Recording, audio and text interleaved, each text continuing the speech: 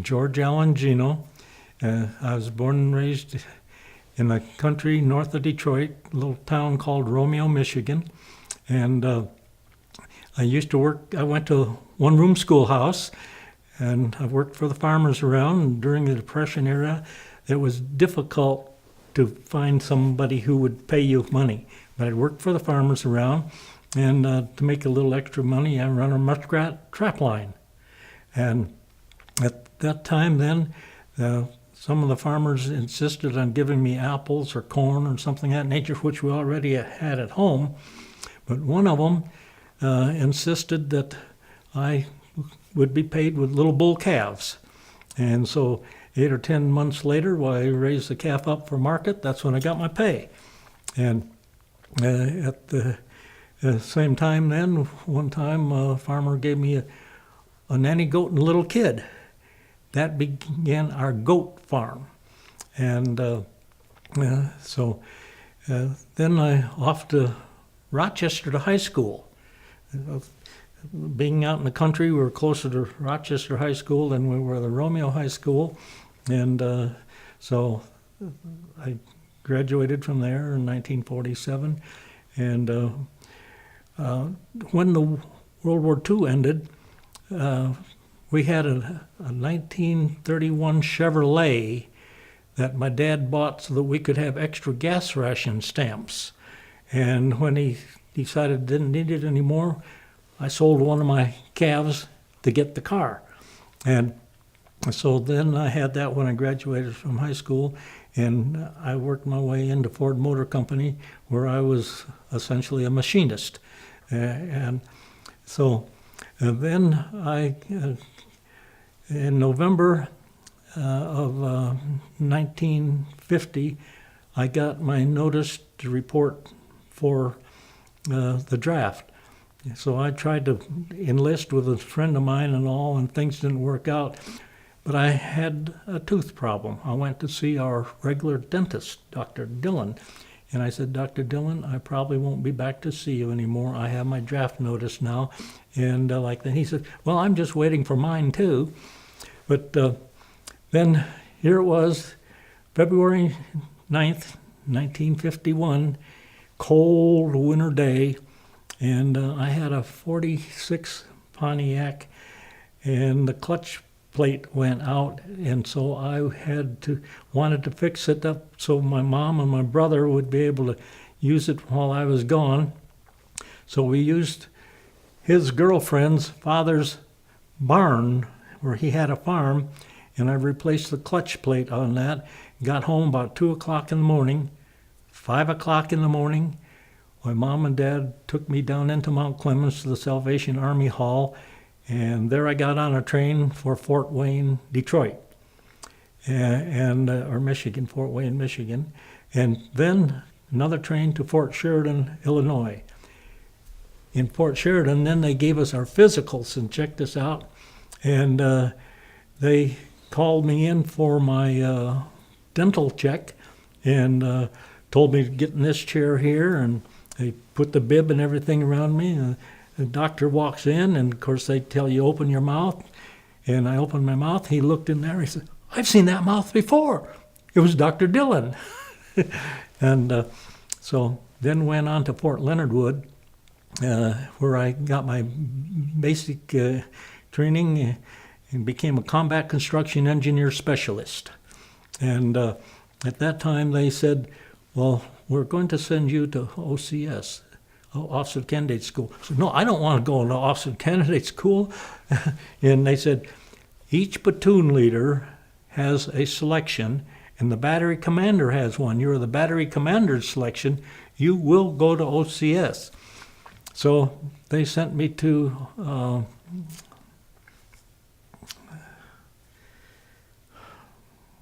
can't think of the name of it now, Leadership School. And at Leadership School, then they promoted me to a PFC. And from there, then they made me cadre for other training units there. And when they said that I was going to go to Officers Candidate School, why, they promoted me to E5. And so that's where I ended up going from there. And then to Fort, after having gone home on leave, then in January, I reported to Fort Bliss for Oxford Candidate School. And they had 14 classes, 1,175 graduates. I was in class 4. However, we had a lieutenant trainer in there that wanted to make a name for himself. Your shoes, when they touch each other, it comes through on the microphone. So, sorry. Me too. But, anyway, Lieutenant Babinski wanted to make a name for himself by getting rid of some of the candidates. So he was not my platoon leader, but he was of another one, and he called me in and says, "Candidate, we are going to release you. You won't be able to graduate. We'll release you." I said, "Why? What have I done?"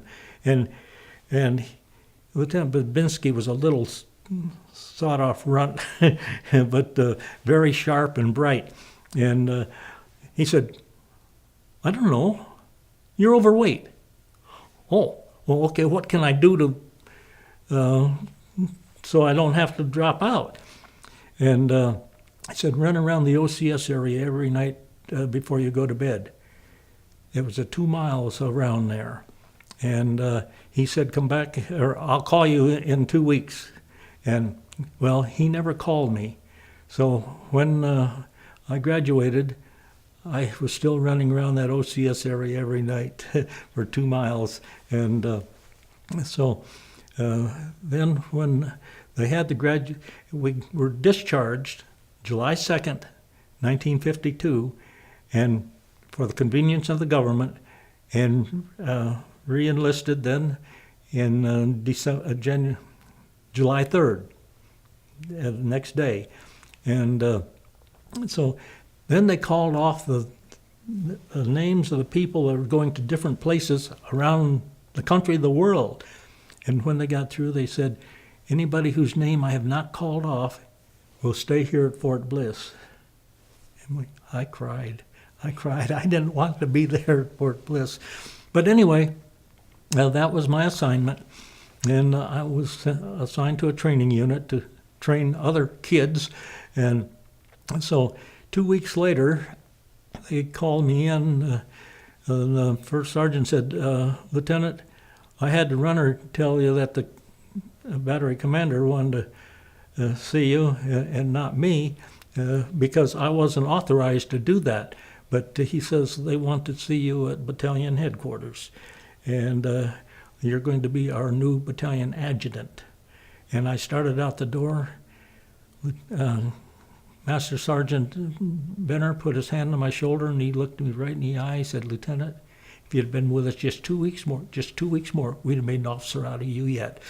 And so I went down there and was there for a while, and then they reassigned me to another training unit. And so I noticed you had 8 weeks training, but the 7th week, the training was out on the firing range, where we had 90 millimeters and sometimes 120s, as well as the quad 50 machine guns. And so if you only get out there once in every 8 weeks, you really don't develop the skills that you need to make them fire properly. And I mentioned this to our battery commander. The battalion needs a range officer. 3 days later, I was a battalion range officer. And so here I am every other week sleeping out there with the boys and the guns for our battalion. And then when I was called upon to go out there on another occasion, the 90 millimeters, you fire 4 guns at the same time, diamond pattern in the sky. So it's a proximity fuse trying to get the target, which is a sleeve pulled by radio-controlled aerial ARCAT. And so we got out there, and I didn't know it at the time, but there were VIP in the stands waiting for a demonstration. And so when we started the fire, only 3 of the 4 guns would fire. But I realized that there was a problem in the wiring for one of the circuits that they were working on. And so, but I knew that I could bore sight those guns at the speed of that RCAT going across. I could give the command to fire, and they would all fire instantaneously. And they did for 3 passes. On the next pass, there was only 1 round. That electrical problem had got into the other 3 guns, and they didn't fire. A full bird colonel came down out of the stand and says, "Lieutenant, you know you've got duds in those rounds, those other guns and things." I tried to calm him down, explain to him what the problem was, and he says, "I can't believe this." He went back up in the stands, and here we are trying to correct the problem. And he comes back down, and he said, "General Heathcote says nobody is that good.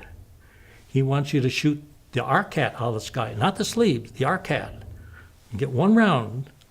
And so they sent the aerial target over there, and 1 round took it right out of the sky. He came back down again and said, "They don't believe it. Do it again." I don't know how many thousands of dollars those RCAT cost, but I took 2 of them out of the air that day. And so then back to training unit again. And one day a runner came out and said that I was wanted in the battery headquarters.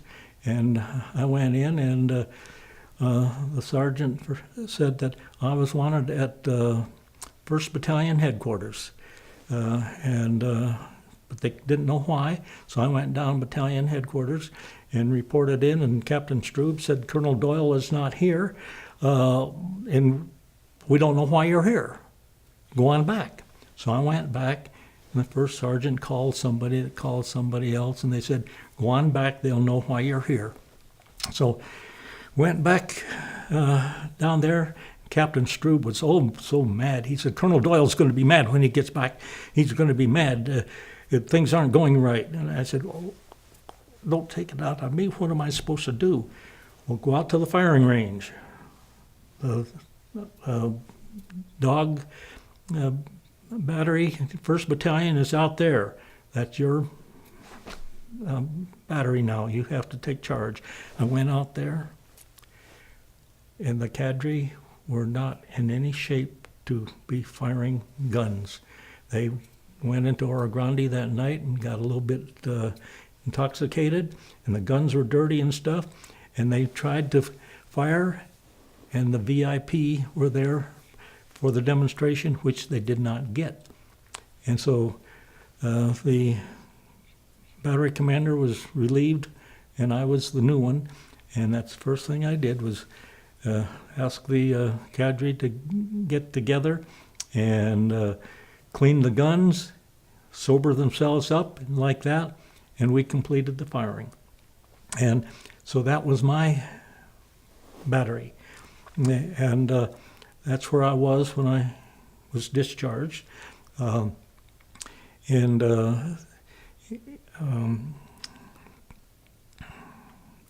else I was going to say. In the meantime, when we got back in to the Fort Bliss, and they were changing locations, and so Dog 1, my battery was being transferred up to Logan Heights, and the whole battalion was being transferred, and they had 1 truck, and they were supposed to take turns rotating to get the stuff up to their new assigned location, Logan Heights. And they weren't about to let me get in that rotation. But one of the fellows that had graduated from OCS with me, Lieutenant Jack Mills, worked in the motor pool. I called Jack, and he sent a truck and a driver out for me.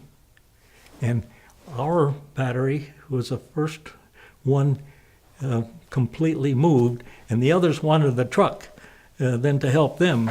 And I said, here's a name, call Lieutenant Mills and see if you can get it. Well, the driver went back. So that was another one I pulled out of the hat. But so anyway, that's when I got out of the service. But like I said before, I cried when I went into, had to stay there at Fort Bliss. But I found a lady in El Paso at the same church that we went to. And so on December 20th, 1953, we were married. January 31st, 1954, I was out of service. Now, my dad-in-law was afraid he was going to have to support a son-in-law as well as a daughter because I didn't have a job. And I had found out that my military leave from Ford Motor Company had expired 30 days after I got out of the service, and I wasn't there to claim it, and they weren't taking any new people on. So he would be after me to keep trying to find a job locally, and I did, but I did not have a college education. I just had my high school, and so he'd say, did you go to the fire department, go to the police department, these are places? One day, after about 2 weeks of this, he said, where did you try today, George? And I told him the different places, and he said, did you try the fire department? Yes, Dad, I tried the fire department. Did you try the police department? I said, no, Dad, I didn't try the police department. So he says, well, you've got you have a meeting tomorrow morning at 8 o'clock with the Board of Captains for the police department. Well, okay. So the next morning, I went down for my meeting with the Board of Captains, and we got through, and they said, everything looks good. Shouldn't have any problem. We just need to check your security clearance with Fort Bliss and like that. And it'll take about 3 weeks, and we'll get back. Whew. Now, I've gotten 3 more weeks to find me another job so I wouldn't have to be on the police force. And so it was about 10 o'clock that morning, shortly after I got back to our apartment. Phone rang, and he said, this is a Captain so-and-so with the police department. Had that meeting this morning. When did you think you could report for work? I said, well, you indicated about 3 weeks, and that's about right. He said, we were thinking of this afternoon. So I went to the police department, and their training unit and like that. But then at that time they had a regulation that the officers would work rotating shifts, 1 month days, and then a month of afternoons, and a month of midnights, and you just rotate that way.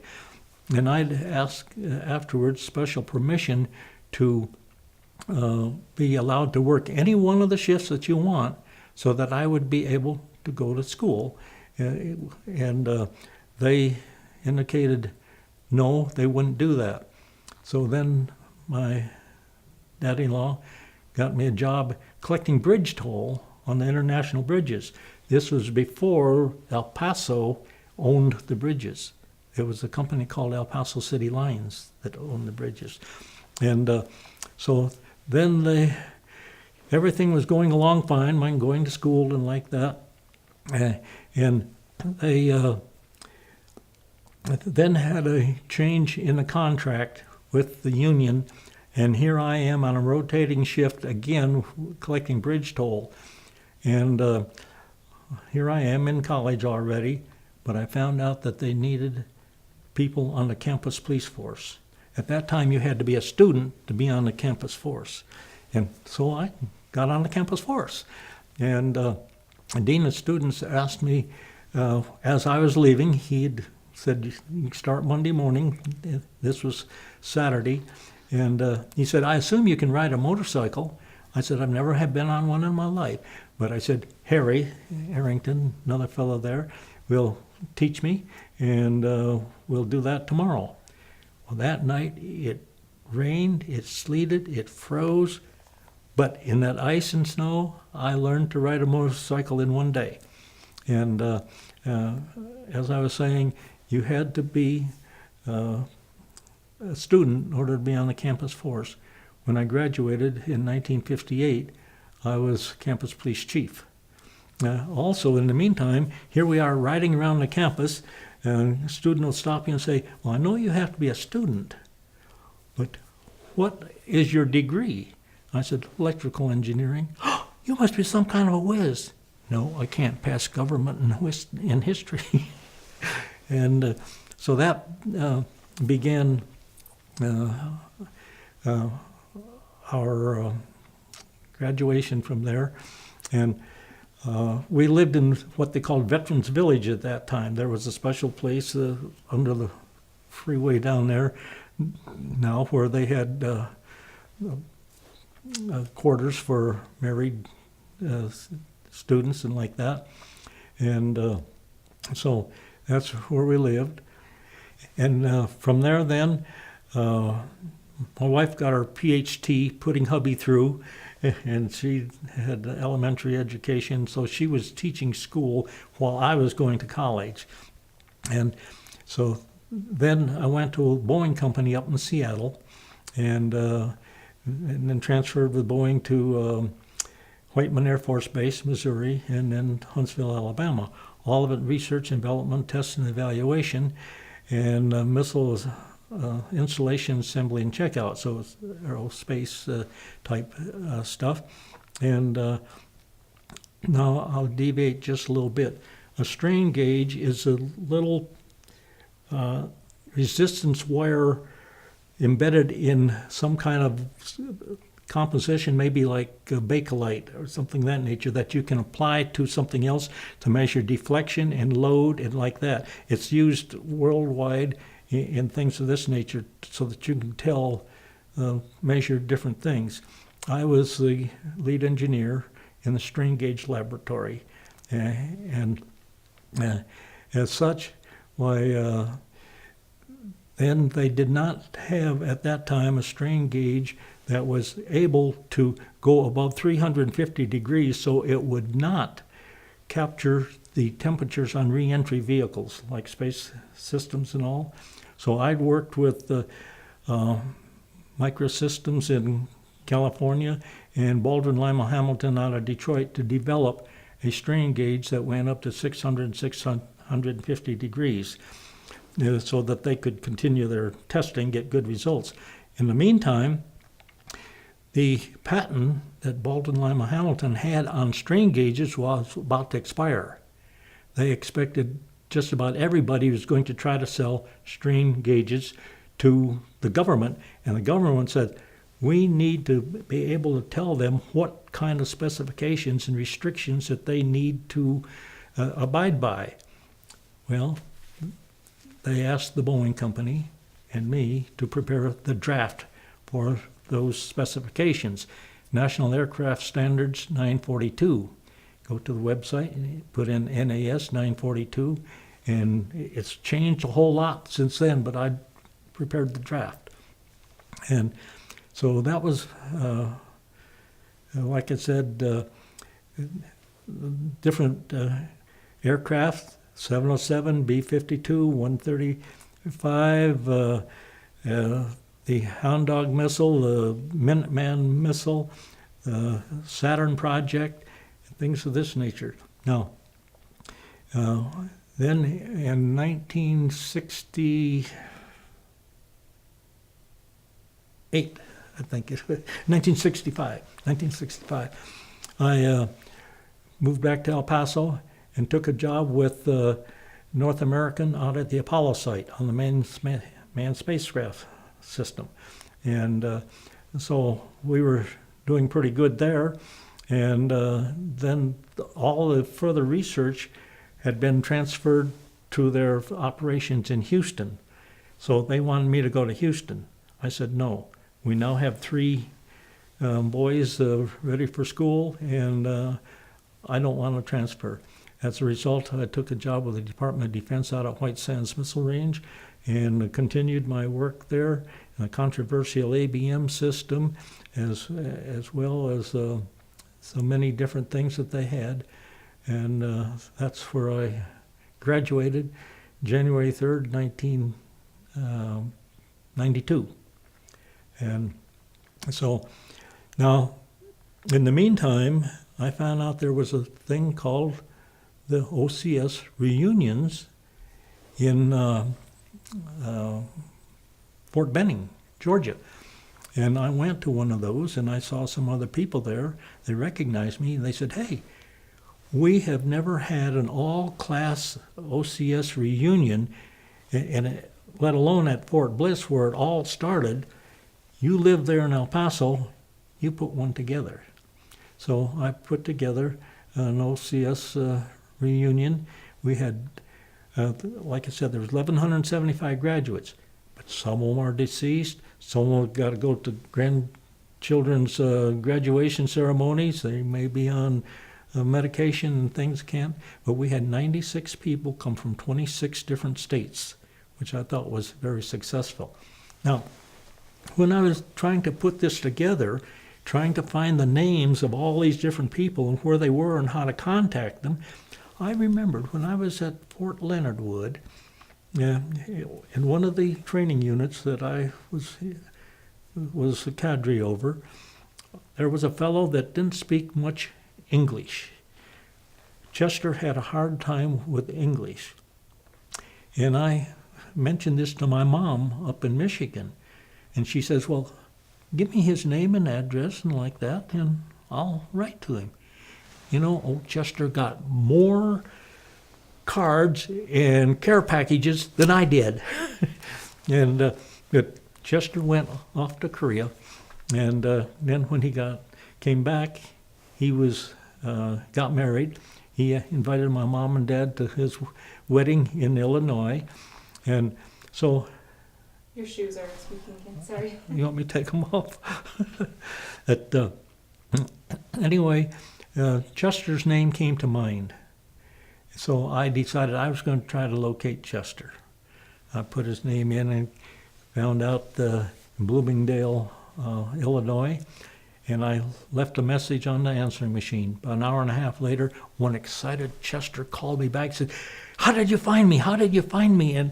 And he was so excited, and he told me different things, and I told him, and he said, "Well, why did you decide to do this?"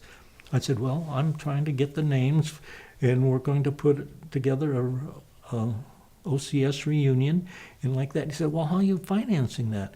I said, "Well, we're doing it by when the people come, we will charge a registration fee." He says, "I'll send you $1,000.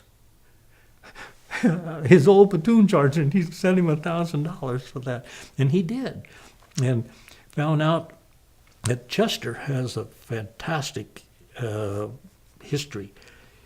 He was Polish. The Russians overtook Poland and sent him to Siberia, then to Iran, then to Mexico. And after the war, Mexico didn't need him, and they sent him out, and they immigrated up into Illinois. And he came up with some ideas and things, and he's a multimillionaire in making coil springs worldwide. And so that's, and he told me his youngest was a daughter, and called her by name, and a boy, and then he said, "George, we named our first one after you." That's humbling. That's very humbling. So that's kind of my life story. We moved back to El Paso, like I mentioned. All three of our sons are Eagle Scouts. I was never a scout as a boy, but I wear my eagle patch on the pockets of our three sons. All the other boys have been able to help in 40-some years of scouting, plus 3 grandsons now. And so that, all 3 of our sons are graduates of Oral Roberts University in Tulsa. 3 of our precious daughters-in-law are graduates of ORU, and our other daughter-in-law is a graduate of Christ for the Nations in Dallas, and we have 8 grandchildren. You talked a little bit about the years of the Depression and what that was like. Can you share more? What was it like to live through that time? Well, during the Depression era, everybody helped each other, and people didn't go around begging. They came around, can you give me a job? Can I do this? Can I do that? And they would work for food. We lived out in the country, so I didn't see the soup lines and things in the cities and in town. But they would come out and want to paint your barn or something, or work in the gardens or anything just to get food. And that was one thing there. Of course, we as kids didn't have anything, but we didn't know it.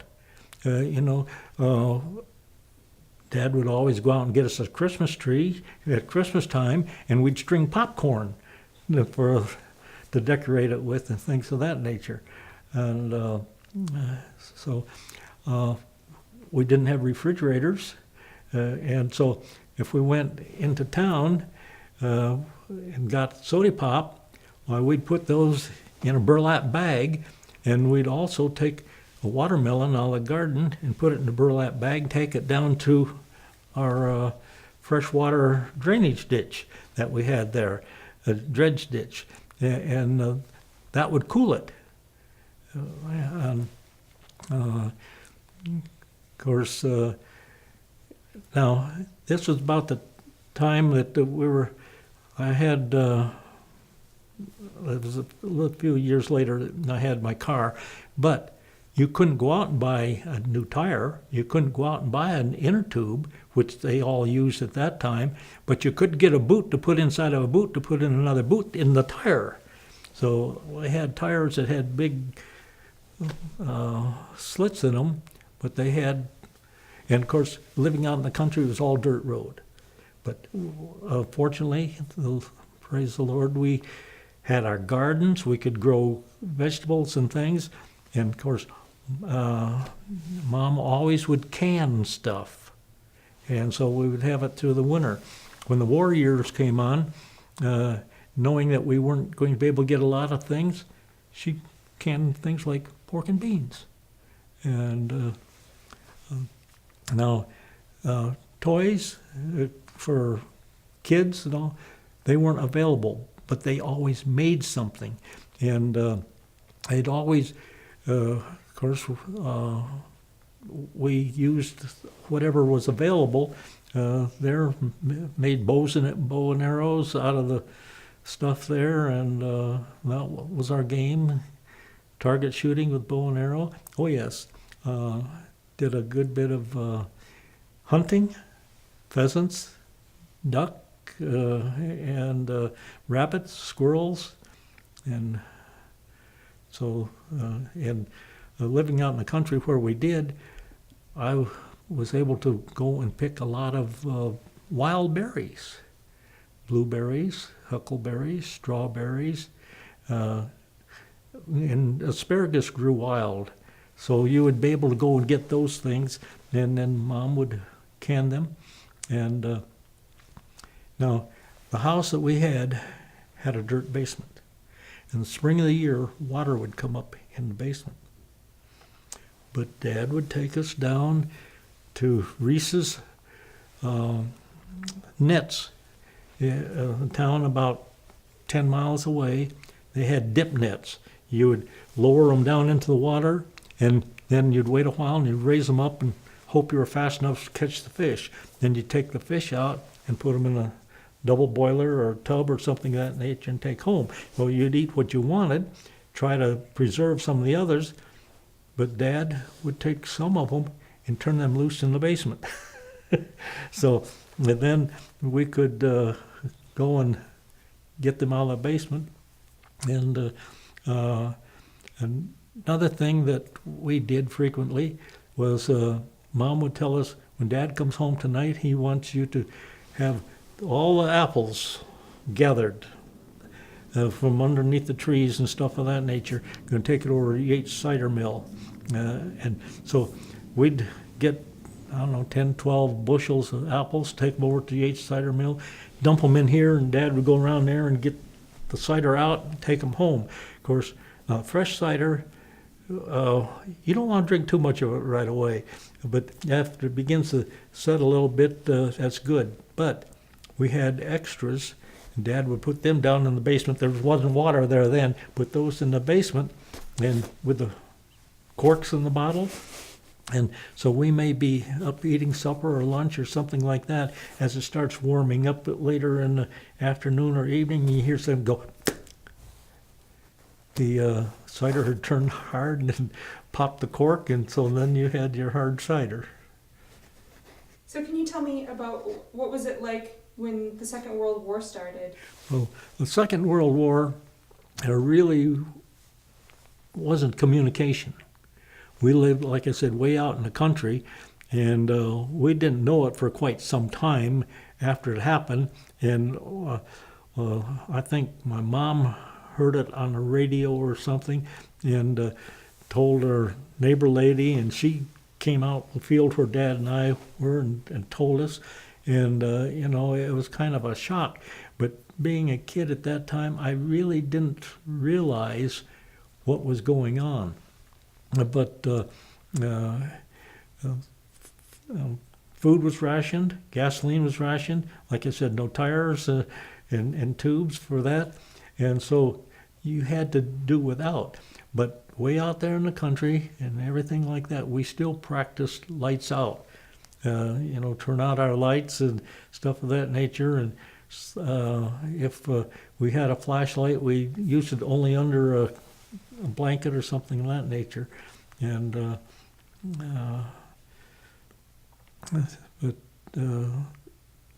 then we begin to hear more about what was going on.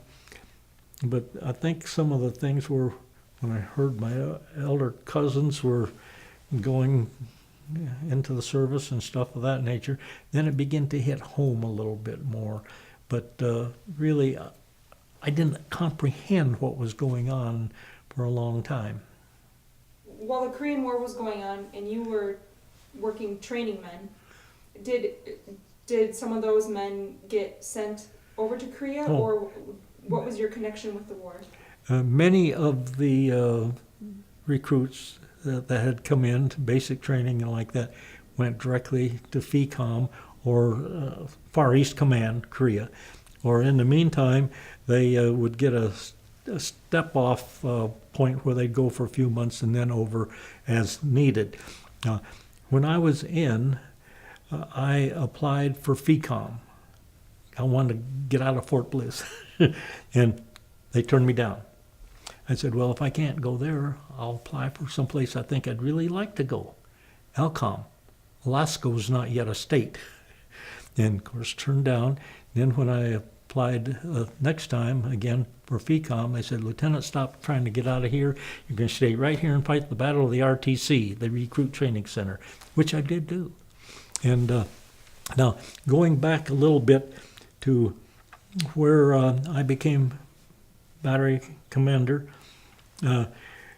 the paperwork for promotion always goes in back then just before time for promotion. My paperwork was sent in much earlier, and the general noticed that, as I understand, I was told it was the general that noticed it, said, hey, he doesn't qualify yet. We'll get to this later. They said, he was the officer out at the firing range, and they reminded him, oh, okay. So while my promotion was right on time, unfortunately, some of the instructors that I had at Fort Bliss in OCS had been graduates of ROTC college programs, and they were our instructors. And after they got out of the service, when their time came, they were never promoted. They went to Korea, never were promoted. But here I stayed here, and I was promoted. So during the Korean War, what were you aware of, and how much did you know about what was going on there? Well, being where we were in Fort Bliss, the training unit, it was up all day and sleep a little bit at night, up all day, sleep. And so we really didn't have much idea on progress. And if I got any time off on weekends and things of that nature, well, it was primarily coming in to go to church. They had a Sunday school class there, chapel class. There's quite a few girls there and like that. So I spent my time like that. But as far as the progress and things of that nature, I was not able to keep up with it because it changed so rapidly. What was your military branch and unit, etc.? Okay, well, I don't remember the unit when I was at Fort Leonard Wood, but it was a training unit, and I was a combat construction engineer specialist. And then when I came to Fort Bliss, there were different units, but I think it was 2nd Battalion Dog Battery that I was in when I was transferred as battery commander for D Battery, 1st Battalion. And the training for that in OCS, they usually called it cannon fodder. We were trained to be cannon fodder, to go beyond the front lines, behind the enemy lines, to find targets of opportunity for the big guns to fire in on. They weren't so concerned about the aircraft, which was my training, but shoot over and into targets of opportunity behind the land, behind the first firing where they were fighting lines. And so I just never, I'd always anticipated if I was over there, I might have to call in and firing on top of myself if I'm right next to this target of opportunity. And yes, I probably would have, because it meant that much to me. Where were you when the war ended? I was at Fort Bliss, the battery stationed out there. I don't know if I had my own battery yet by that time or not, but because I was drafted for the duration plus 6 months. And so July 27th, 53, that was supposedly the end of the hostilities anyway. And so then they had 6 months to get rid of, before I graduated from there. Last month, I was honored to be able to go on an honor flight. You've heard of the honor flights. The honor flight is something that started a few years back to get the World War II veterans to Washington, D.C. to see their World War II memorial. Now they are adding to it Korean War veterans and maybe some Vietnam veterans and any terminally ill veterans. I was honored to be able to go on this honor flight. Now, you're also allowed to take a guardian with you at added expense. That George Jr. and our daughter-in-law Carla flew in from St. Louis. Carla stayed with Alice, and George went as my guardian. We got out there, and then our son from Virginia joined us, and he became a guardian for another fellow here from Silver City. And so we got to see the different memorials around the Korean War, the World War II, Vietnam Memorial, the Air Force Memorial, and Iwo Jima and things of this nature. But they gave us water cannon salute on the airplane, the arrival in Baltimore and here, and everybody just so good. But there were two things that touched me more than anything else. When we got to Dallas on the return flight, they gave us a manila envelope. And in my envelope, there were 40 letters of appreciation from children from kindergarten into high school. And since then, I had 4 invitations to appear at their Veterans Day ceremony, and only got to go to 2 of them. Then the next one, my wife's health isn't always the best. And that's why Carla was staying with my wife. And but when we got to the El Paso airport, we got off the plane and started to the main lobby, and there were over 1,000 people lined up as honor guards coming in, but most of them were children. Boy Scouts, Girl Scouts, Cub Scouts, junior ROT, soccer teams, and things of this nature, as well as other church groups and adults.